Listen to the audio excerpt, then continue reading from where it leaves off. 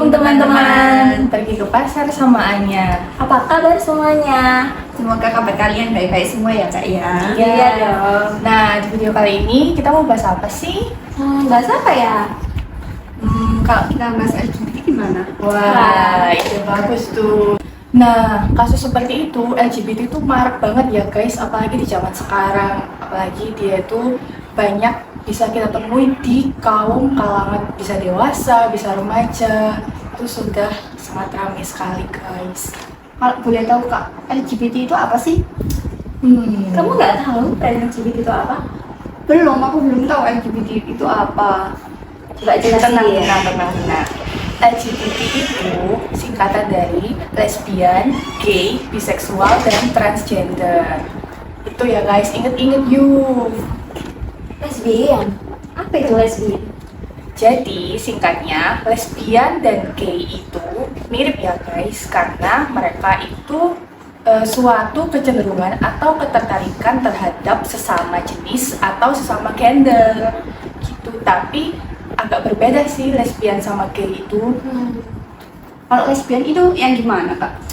Lesbian itu biasanya gender perempuan suka sama gender perempuan. Seperti itu.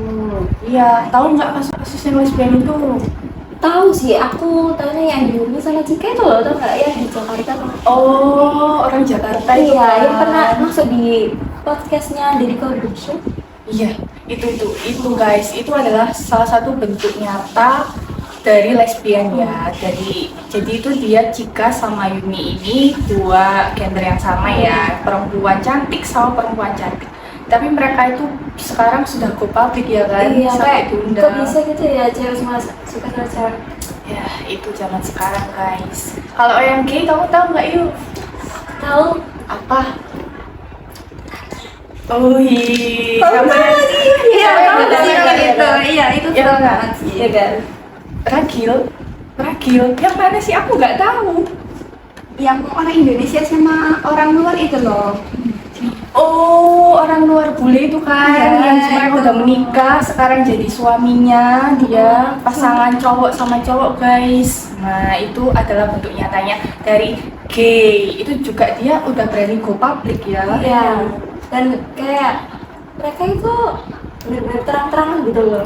Iya. Seneng banget. Itu guys, tidak boleh ditiru ya, jangan ya Dek, Dek ya. Nah, Bisa. kalian tahu nggak? Yang ketiga tadi apa aja coba? Siapa ingat? Lesbian, gay, terus yang ketiga Trans TV kan sih? Biseksual.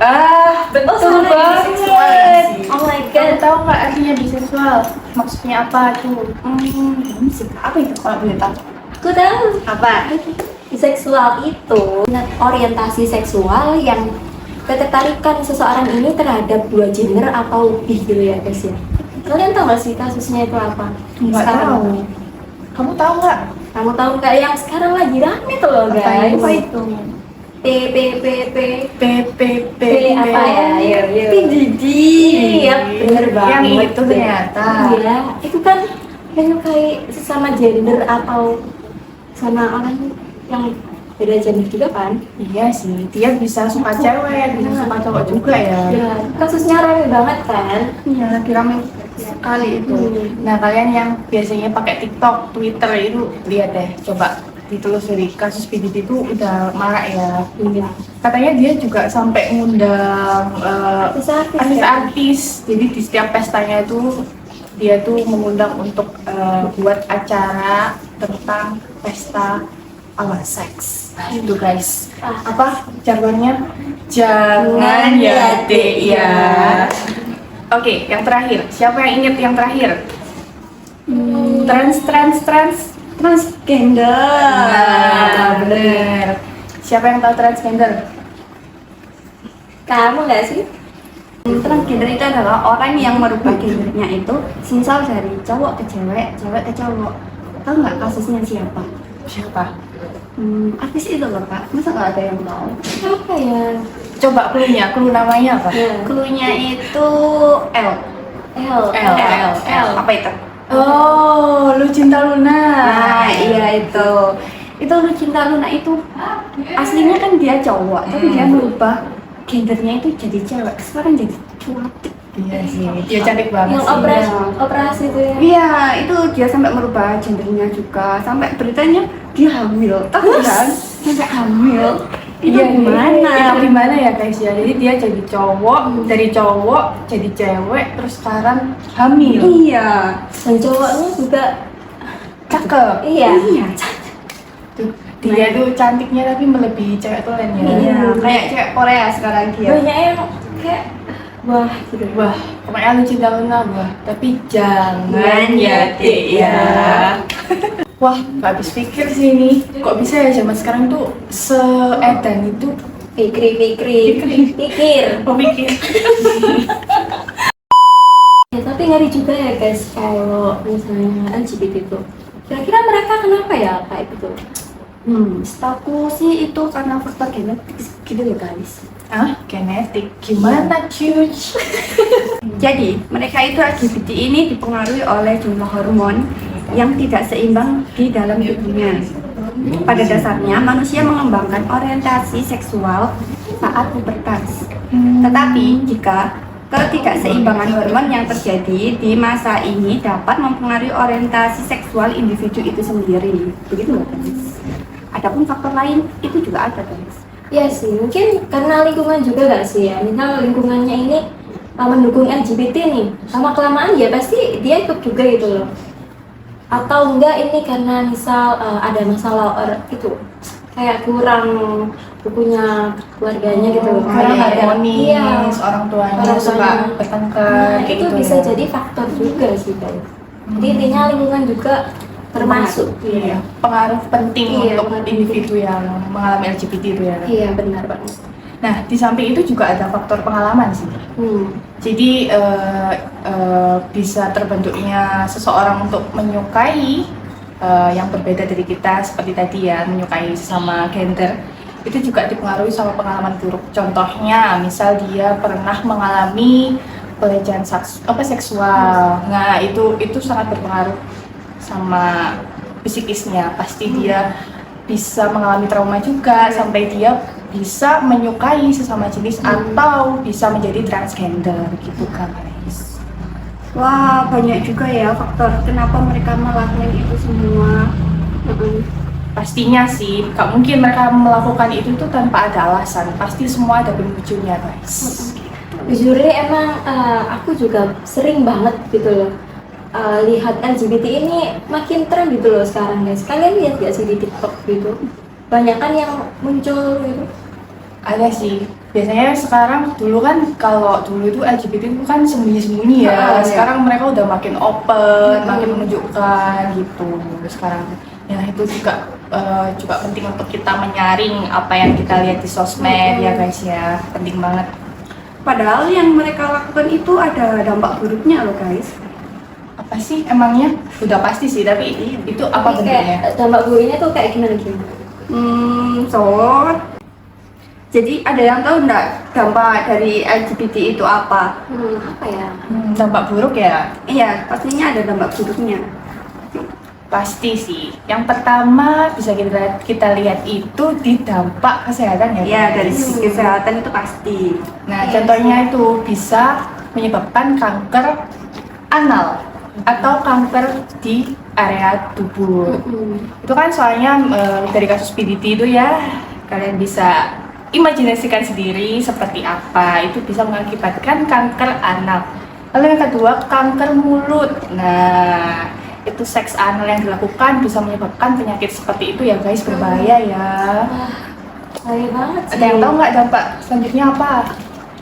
Mungkin dampak pendidikan juga termasuk kan ya intinya. Apa contohnya yuk? LGBT itu juga mempengaruhi pendidikan seseorang sebab faktanya seorang LGBT memiliki permasalahan putus sekolah 5 kali lebih besar dibandingkan dengan siswa atau siswi normal pada umumnya.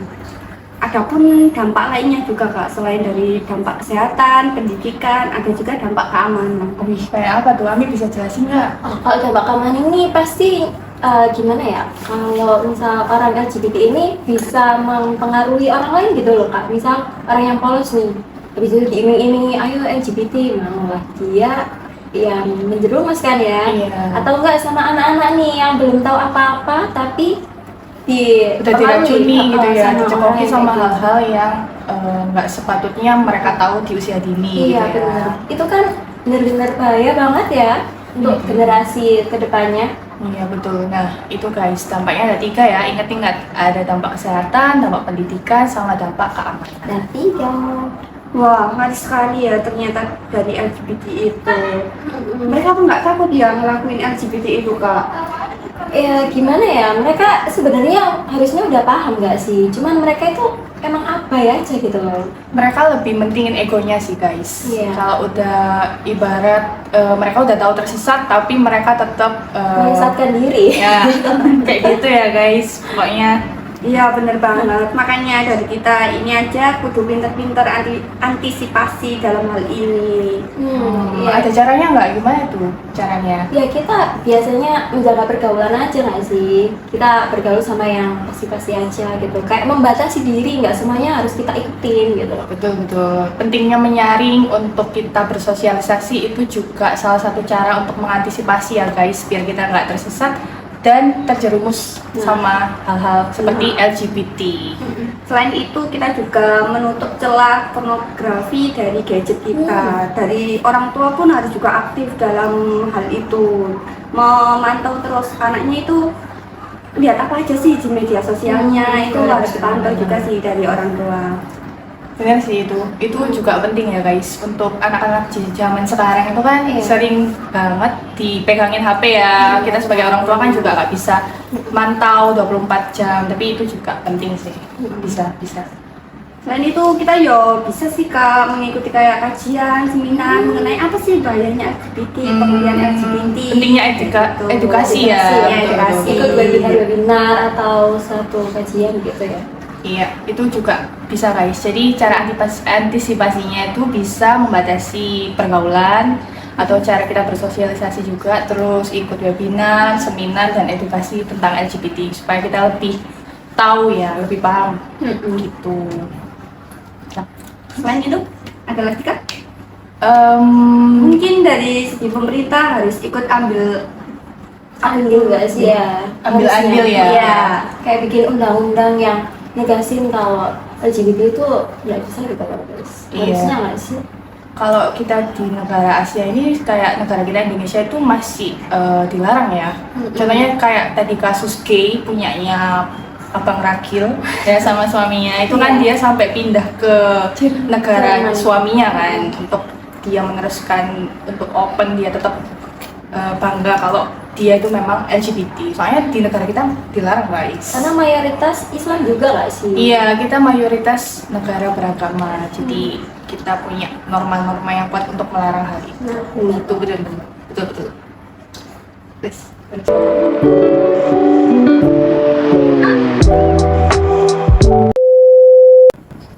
Oke guys, tadi teman-teman saya sudah menjelaskan bagaimana LGBT itu. Jadi LGBT itu juga bisa menggunakan narkoba, nafsa. apa sih nafsa itu? Nafza kepanjangan dari narkotika, psikoterapi, zat adiktif, yaitu kelompok yang dapat menyebabkan perubahan dalam fungsi fisik dan mental, serta potensi adiksi pengguna nafza dapat berdampak negatif pada kesehatan individu dan masyarakat. Bentar, emang apa sih perbedaan narkotika, psikoterapika, dan zat adiktif?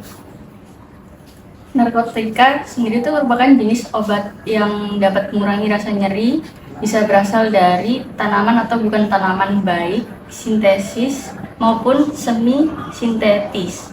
Narkotika dapat menimbulkan ketergantungan.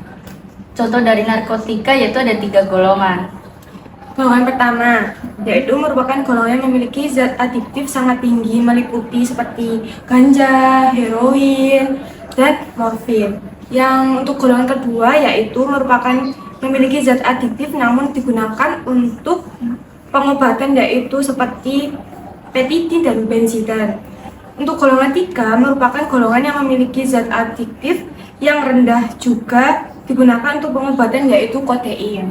Oke, sedangkan psikotropika adalah bahan baik alamiah ataupun sintesis yang memiliki pengaruh pada susunan saraf pusat yang menyebabkan perubahan perilaku, contoh yaitu ekstasi, amfetamin, dan fenobarbital. Dan lithiazem, ya, teman-teman. Oke. Sedangkan zat Adiktif itu apa? adalah bahan atau zat yang berpengaruh terhadap psikoaktif namun tidak termasuk ke dalam narkotika dan psikopatika. Contohnya minuman beralkohol, rokok, dan lain-lain. Pasti ada tuh dampak faktor penyebab dari pengguna nafsa sendiri. Iya, ada dong. Dampaknya yaitu 4 faktor, dan yang pertama yaitu lingkungan sosial berupa tekanan sebaya, stigma, dan norma sosial mendukung penggunaan. Yang kedua yaitu faktor ekonomi berupa kemiskinan, kurangnya akses pendidikan. Yang ketiga yaitu masalah psikologis berupa gangguan mental seperti depresi atau kecemasan. Yang keempat adalah rasa penasaran, jadi ingin rasakannya ingin coba-coba gitu. Nah, dari penggunaan nafsa bisa mengakibatkan satu kesehatan fisik berupa penyakit menular atau HIV, AIDS, kerusakan organ, dan kematian. Kedua, kesehatan mental berupa gangguan psikologis seperti kecemasan dan depresi. Tiga, sosial dan ekonomi berupa penurunan produktivitas, konflik dalam keluarga, dan meningkatkan angka kriminalis. Empat, stigma dan diskriminasi berupa penyucilan dari masyarakat dan kurangnya dukungan sosial. Oke, mungkin ada yang tahu artis siapa yang lagi marak-maraknya terkena narkoba? Menurut kalian siapa? Siapa ya baru-baru ini? Mungkin idola kamu sih, Kak. Siapa ya? Itu loh yang Nicole nggak sih? iya betul, yang sama satu lagi Rizky Nazar. Oke, iya, Amazoni, Amazoni ya. sampai Berapa bisa kali gitu, masuk iya. juga kan ya?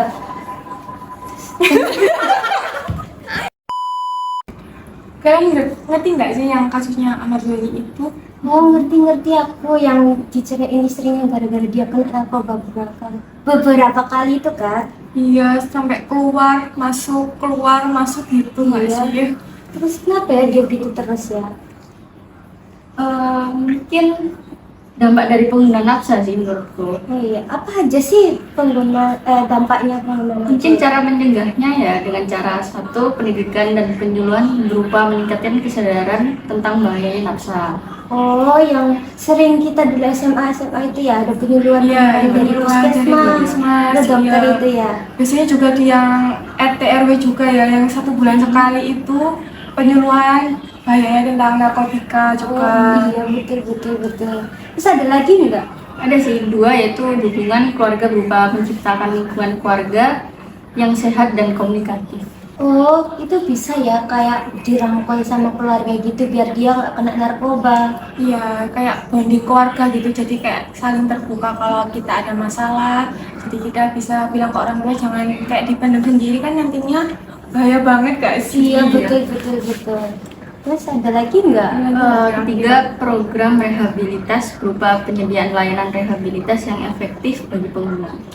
Mungkin kayak itu ya, kayak sekarang kan pemerintah ada program yang rehabilitasi yaitu PNN, jadi kayak yang sudah pengguna kan ada golongannya, yang mungkin golongan atas itu mungkin paling lama direhabilitas, jadi mungkin bisa